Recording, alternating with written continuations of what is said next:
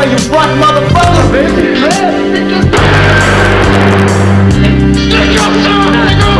Check 1 2, check 1 2. This is your host with the most, live from the West Coast, Professor Trencher. Once again, this is Trench Talk Podcast. All right. I said I was going to just stop and nail in the coffin, but stuff keeps happening with this dude and nobody's really just digging into him. So guess what? I'm not going to necessarily be, I'm going to be like the punch to the gut and the punch to the gut and the uppercut to finish him off. Kanye West, yay, lamest in the game. Look, it don't get no more lamer than this. Bruh, everybody saw this coming. Kim Kardashian, the queen of breaking them all. I'm going to go ahead and pop my collar for Kim. She went ahead and got the come up of all come ups. This nigga already on the verge of being broke. They found a way to take all this man's money. 100% to take all Kanye's money. All the people dropped away from him. All the companies that ain't fucking with him. His wife ain't fucking with him. And now they put the final nail in. 200 thousand a month? I'm going to say that again. $200,000 a month. 2.4 million a year. Multiply that. Let's just say by another 12 years. What's that? 28.8 million per child. I mean, for all the kids all together, 200,000. Man, let me tell y'all something, bruh. Fellas, y'all better get smart. Ladies who got that paper and got a broke nigga, it's time for y'all to get smart. Love and business don't mix, and it takes a logical person to be able to mix both of them together, let alone two people who will come together with love and logic and finance to come together and say, for the rest of our fucking lives, we're going to be together throughout all this.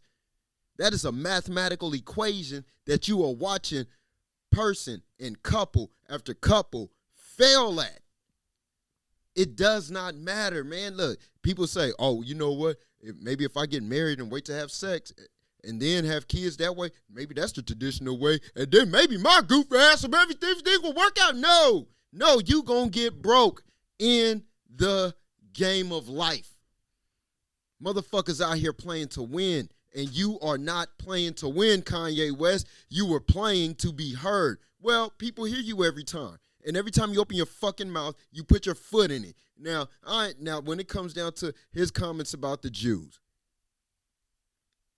let's just be honest.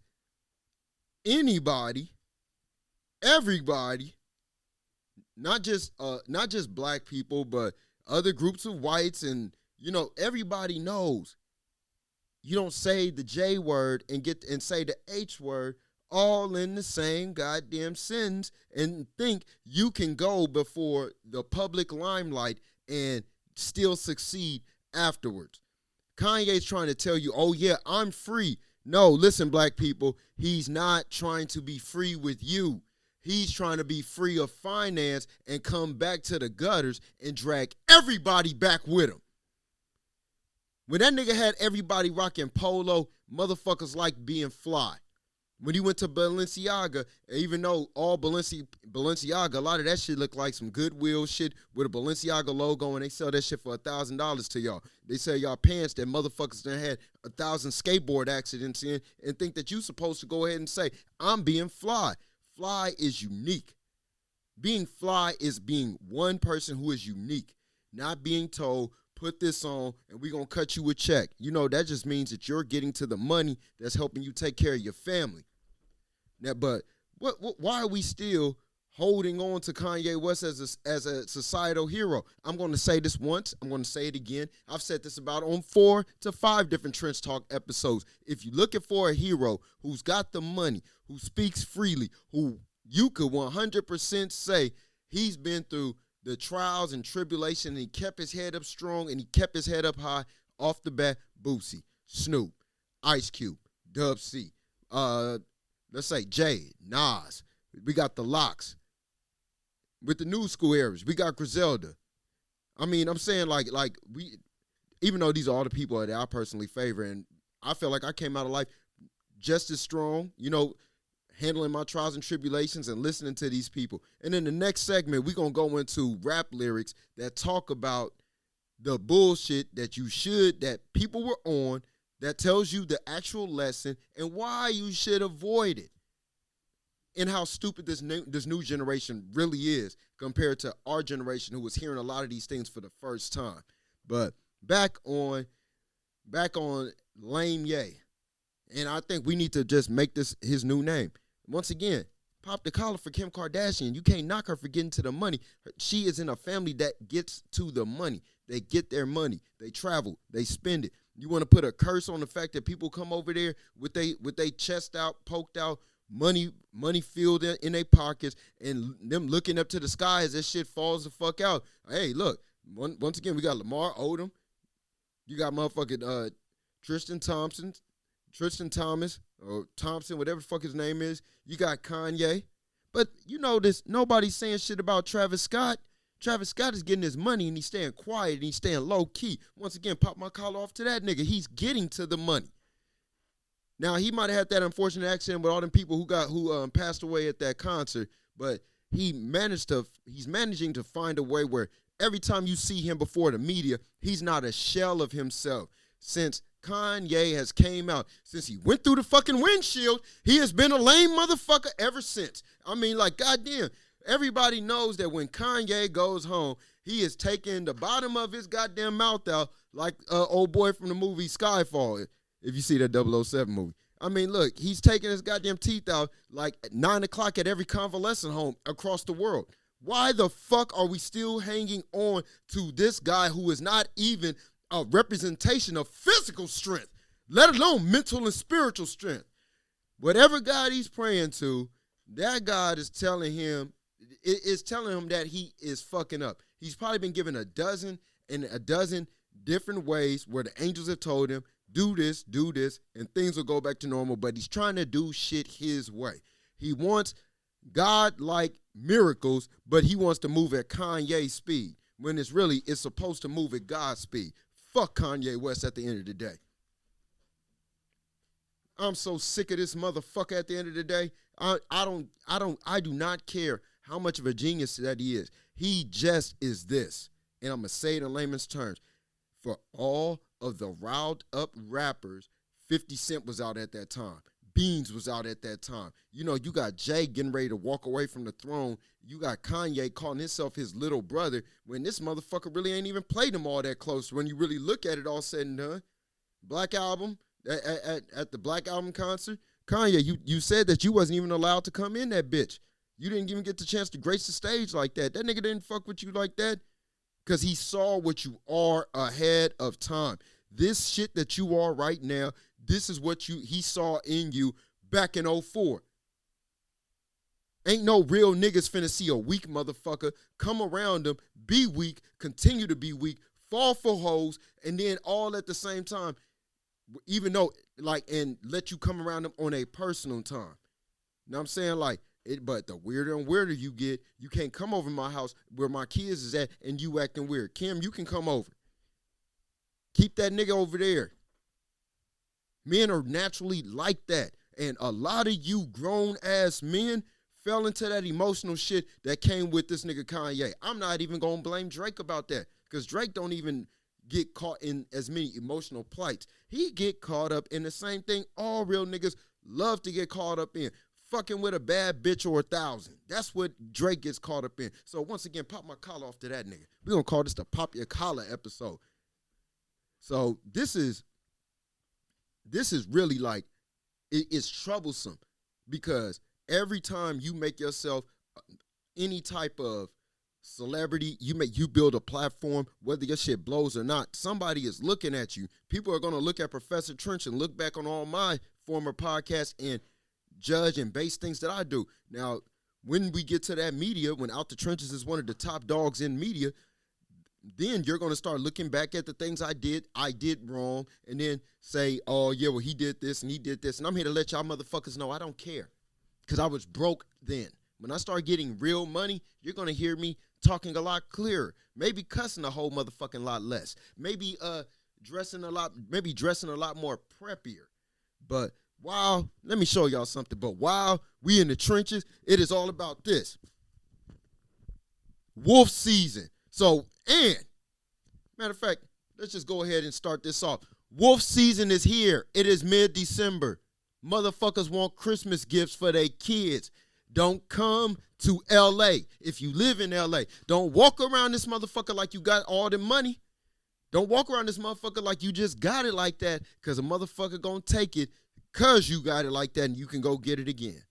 So if you cherish whatever you like, put your money up, put it in the bank, buy what you gonna buy, get it dropped off at the house, and have yourself a merry fucking Christmas, because a lot of children won't have their fathers or their mothers here to enjoy it because of a lot of the unfortunate things that happen out here.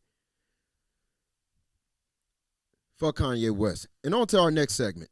And bigger. And when the police came, I started walking towards the car because I knew them dudes was going to start throwing dope every goddamn way. And I didn't want nothing about me. Mm-hmm. So I'm thinking they ain't going to throw it towards the police car. They're going to throw it away from the police car. So I raised my hand and started walking on the sidewalk, but I'm trying to really walk past the police car, right? And they get me, get that dude, everybody. And we all go to the service station and we're doing the interviews. They was taking people in there one at a time and interviewing. So when it came my turn to do the interview, so I asked the police, I said, well, man, what about me? When you going to do my interview? He said, we ain't going to do no interview with you, because all the dope belongs to you, right? Because you got the longest criminal record, and you're going to go to prison anyway for a violation. So I got mad. I started cussing them out and all that old shit, going crazy up and down, handcuffed, calling them every name I could think of, right? So I wound up going to jail. When I go to court, I tell. This just in. Once again, wolf season is back in effect, and niggas is getting robbed on a regular basis, and stay safe out here. On to our next segment. With all these indictments that came, with all of the murders that have occurred, with individual young people who set out for a goal to have a career talking from the heart on microphones, aka rapping, aka being a poet, aka displaying a skill that is seen as art. The real, in a brief history lesson, in the 80s, even cocaine, the crack era, freebasing, had so many records that let you fucking know what is going to happen when you fuck with that shit. White Lines, Ticket to Ride, White Line Highway, tell all your friends that they can come my way, take control, sell your soul. Did that stop anything? And it was a powerful message.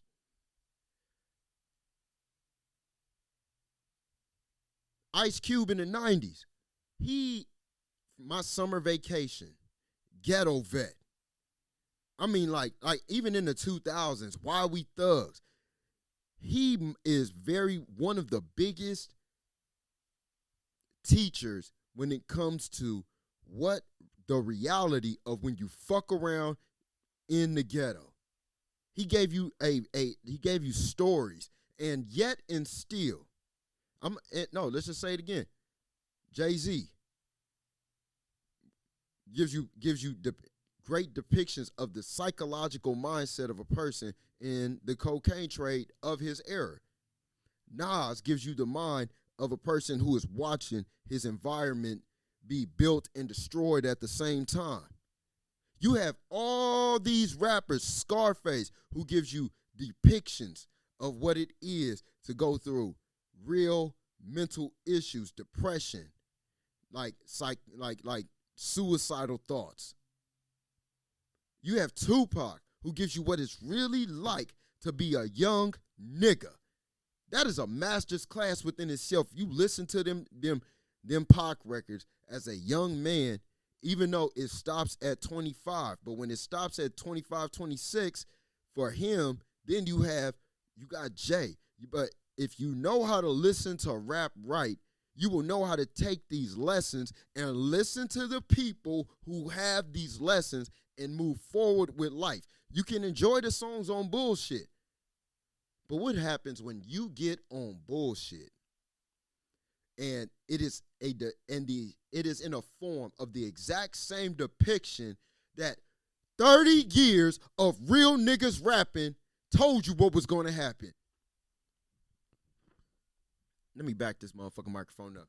You are seen as fucking stupid. How stupid? I'm talking about not just like regular stupid, but like these dudes back in the day didn't even have money to afford the best high-priced lawyers by themselves. They needed the label. You dudes get to the actual brink of success and get caught up because you're doing dumb shit and not listening to the fucking lessons. Your music doesn't even have a moral to the story at this point. A lot of these songs now, they are just telling you, I'm spinning the block, I got a bag, you know, my bitches fly, whoop-de-whoop-de blam, but they're not telling you the reality. There's a B-side to all of this. Don't want to hear on no niggas album only that you doing all this shit and you rolled away into the sunset. All these niggas that came about, they rolled off into the sunset. No, it don't roll like that. You do some bullshit. You sleep restless many nights, worried about if them peoples is coming to get you, worried about if them niggas is coming to get you. You might have a bad bitch in the bed, but the bitch sees that you might be losing your shit. So she's making her exit plan. There is so many different variables about this shit that is not telling the truth. This is why so many young dudes, how in the fuck do you see 8th graders with guns at school? Because the lessons are fucked up. Snoop told you a real story where murder was the case. Like I'm saying for real. If you ever listen to the song, and I just shitted on Kanye, but one of his best songs is on Nas's Hip Hop Is Dead, called Still Dreaming. Some of these niggas is still dreaming. The problem is, I think a lot of young dudes, when I grew up, we had G.I. Joe. You had the infamous, it was an image of bullets never ran out, and then the shootout is over with, nobody gets hit. That's what a lot of movies of the 80s were about. So if you were a kid who came up, who was born in the early to mid 80s and grew up in the 90s, that was all that was on TV. Like Steven Seagal snapping motherfuckers' neck, Bruce Willis could jump through a glass window, even though all the fucking team has a million goddamn assault rifles, and he just happens to kill everybody in the building, knowing damn well Bruce Willis would have been the motherfucker who would have got shot and would have hit the pavement after falling 45 stories. That's the reality.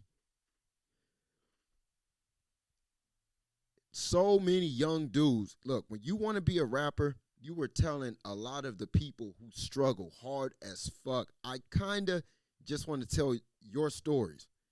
And I'm going to shine, and I'm going to be fly, and I'm going to get my family out the hood. Meanwhile, you're going to struggle. This is where the haters should come from. Because these dudes they just popping shit. It's cool to pop your shit. Have a lesson in your story. I like 40-plus-year-old rappers because they, no matter what, their music is just telling something based on something they really live. A young dude that has an inspirational message and he's young, that's good. Now, all he has to do is weather his storms in life and show that he's an example. I watched Scarface go from so many stages to going through kidney failure to getting a kidney to really just growing to be a man of the people. Willie D, the same thing. These were fearsome individuals of their time. I mean, like Trey D, Snoop. I'm trying to think other real niggas, like real niggas. I'm always going to say it, Boosie. Boosie are one of the realest niggas in rap. Like people who really talked how they lived. Let's say definitely Styles P. Definitely Talib. Definitely Mos Def. Definitely Jadakiss. Like, I mean, like people who really have inspirational messages. And even if they did talk about something about being a gun on the block, It was a story that had an end result that was realistic. Sorry to say it, man. Young dudes, make a song about I got diamonds in the club, man. That nigga got a gun. I'm about to run. I'm about to run. Diamonds in the club, and this nigga got a gun. I thought I was about to have some fun, but guess what? My team about to run. That's the type of shit that you niggas need to make. Otherwise, as I said so many times ago, you're going to get an exclusive ticket to the Heaven's Gate, and you can cancel Christmas or cancel every goddamn holiday afterwards. So the moral of the story, no matter what, as much as I ran and raved, I want people to understand this is hip-hop. This is our culture. This is something that when they dig this shit up, we have a era where people are just rapping to a beat on the mic and it sound cool and everybody's just trying to have fun. But, fun without responsibility is really just a motherfucker fucking up. And the person that's responsible that's in the room having fun, they got to clean it up, which leads to a person not fucking with that culture no more. I'm going to say y'all something. If Out the Trenches, if myself, M-Rock, Doughboy, we get an opportunity, we going to sign some opera singers around this bitch, add some hip-hop beats to it, and we going to travel the world like that because straight up, no matter what genre it is, good music is good music. But if you got a story to tell and it's deep and it's great and you know how to exercise it from your spirit in a positive manner, great. But if you are a young person who thinks that they are that nigga today, but you're smoking a bunch of weed, you're drunk all the goddamn time, you're arguing with every motherfucker, and if you cannot tell everybody in a fucking room, hey, listen up, and they don't shut the fuck up, you are not that nigga, and it's a matter of time before you get your nigga wake-up call, whether it be the prison or the grave, or even more so. You might fuck around and get turned out and be a broken wrist boy around this bitch. I'm Professor Trench. I love this culture hip-hop. In this next segment, I'm about to go in.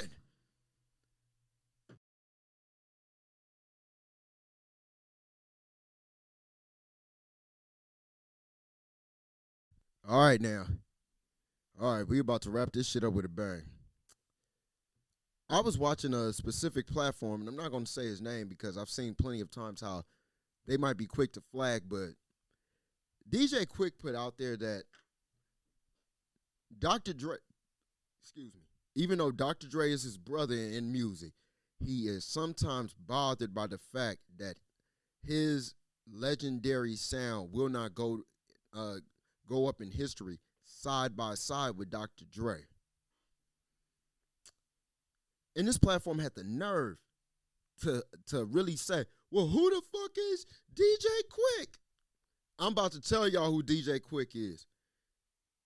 If you're from the East Coast, if you're not from America, if you're not from Cali, if you're not from LA, Compton, like straight up, if you're not from LA, Compton, Watts, South, like I'm saying, like South Central, Hawthorne, Inglewood, motherfucking every fucking part, from the 1-0s past the 1-9-0s. DJ Quik sound, literally, for every house party. We talking that house party era. Don't talk to me about the motherfucking club. It's when it's in the streets where these sounds carry out to. Just like Compton, Tonight, those songs, I'm just saying, those two off the bat will turn a party out. Sweet Black Pussy will turn a party out. But for this platform, I'm going to just say, they don't know what the fuck they talking about, and they only need to stick to East Coast rap. DJ Quik is that nigga. Dr. Dre is that nigga too. Niggas love 2001. Niggas play that shit religiously. Niggas play The Chronic religiously. Those are engraved in hip hop. But not that Aftermath album. And I'm sorry to say, not that Compton album. Just like every single one of DJ Quik's albums. But let's just put it like this. That song, Under the Influence with Dr. Dre, that shit had Dr. Dre sounding hard than a motherfucker. That same album got like non-stop bangers. non-stop bangers. Now, if you go to a LA party, I'm gonna just give you a quick rundown because they said that DJ Quik didn't have 20 songs. I mean, like off the bat, he worked with Death Row. He mixed a lot of those records that Dr. Dre worked on. That's 20 within itself.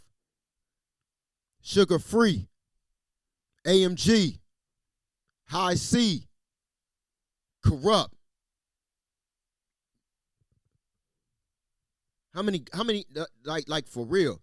And all of them, it don't matter if they sold 1 million records. It don't matter. I wouldn't give a fuck. When they come on, you will want to get up and get your boogie on. Sorry to say it, you're not getting your boogie on to all of Dre's records. But I'm going to say it like this. DJ Quik is better than Dre sonically. He may not have the Eminems. He may not have the Snoops. But he's worked with Snoop. He may not have 50 Cent. He may not have like all of these iconic rappers on his shit. But I will say this: Sugar Free is a legend. Like, nigga, AMG legends with this shit. Nigga, you cannot downplay. This nigga plays all his instruments. This nigga is a composer, straight up. So instead of seeing DJ Quik just on the soundboard hitting shit like this, you need to see DJ Quik braids to the back with the white button-up shirt, with the motherfucking with the black blazer with the two tails hanging out the back with the shit slit, and he got an entire orchestra of DJ Quiks, and that nigga's doing like this with the motherfucking white stick. That's DJ Quik. Now, when you want to talk about Dr. Dre, look, you can talk about that in NWA, but in NWA, he had DJ Yella. When you want to talk about Death Row, that nigga had motherfucking DJ Quik, and that nigga had motherfucking Daz. And I'm tired of people not giving Daz that equal credit. When it's all said and done, you don't have to agree or disagree with me in the comments. Look at the motherfucking, look at the actual stats. Look at the credits on each song. A lot of them songs is Daz Dillinger, DJ Quik. Y'all have to look at all the names of who works with Dr. Dre. And also, just remember, when Dr. Dre worked only by himself, them projects don't come out like that. When DJ Quik does an album by himself, all them projects come out banging hard than a motherfucker. So don't knock DJ Quik. Stop it. Y'all motherfuckers need to stop playing with DJ Quik. That nigga is one of the greatest ever when it comes to this West Coast shit. Like, you gonna have to say, Dr. Dre, when it comes to the best West Coast producers, yes, Battle Cat. And Battle Cat is another one that people sleep on. Y'all know that Battle Cat is one of the best ever. And if you don't believe that, listen to the Damu side of Banging on Wax, because he did a majority of that. And them beats is slapping. Just watch where you at when you playing that motherfucker though. So I just had to get that shit off. That shit really bothered me to my core. The fact that they could sit there and tell people, oh man, he need to shut up. Oh, y'all niggas need to shut up. I listen to East Coast, West Coast, down south. Man, I'm going to say it straight up. It's just, to me, a lot of that shit don't sound right. But when a young person explains it to me, when a motherfucker that's feeling that music explains it to me, then I get it. Whereas they shouldn't even made that kind of statement. They really should have had a West Coast dude on there explain it the way to where they could understand it and then went from there. But they don't want to do that, and it is what it is. Check this out. I'm going to go ahead and wrap this show up because I'm fired up like a motherfucker, man. And I'm about to go home and play some DJ Quik. So, and I want to give y'all a quick, my personal discography of what to play with by DJ Quik. Of course, Sweet Black Pussy. Tonight, I want to hear, play Hand in Hand with El DeBarge. Play Down, Down, Down featuring Sugar Free and AMG. Make sure that you play Under the Influence, Trouble. Make sure that you play 50 Ways. Make sure that you play Pet Cemetery. Make sure that you play it's a song with him and Corrupt. I can't remember, but it's on the Book of David. Play that shit. That's one of my favorite songs too. Make sure that you play Trauma. The album Trauma. Play Indiscretions in the Back of a Limo featuring T.I. Play Black Mercedes with Nate Dogg. Play Fandango with Be Real. Man, how many goddamn songs is that? I hate to say it like this, but y'all didn't know what y'all was talking about on y'all platform, man. I might be a small fry platform, but I'm about to say y'all name. Doggy Diamonds, man. Come on, bro. Don't disrespect the West like that. We love y'all. I fuck with your platform. But straight up, DJ Quik is that nigga. You know, you might have seen Dr. Dre on the piano, but you will see DJ Quik on the violin, piano, on the beat boards, on every fucking thing that makes hip hop for the West Coast. So we fuck with y'all, and just like we want y'all to fuck with us. I'm Professor Trench, and this is Trench Talk Podcast. Once again, it's mid-December. Wolf season is here. Get your mind right. Peace.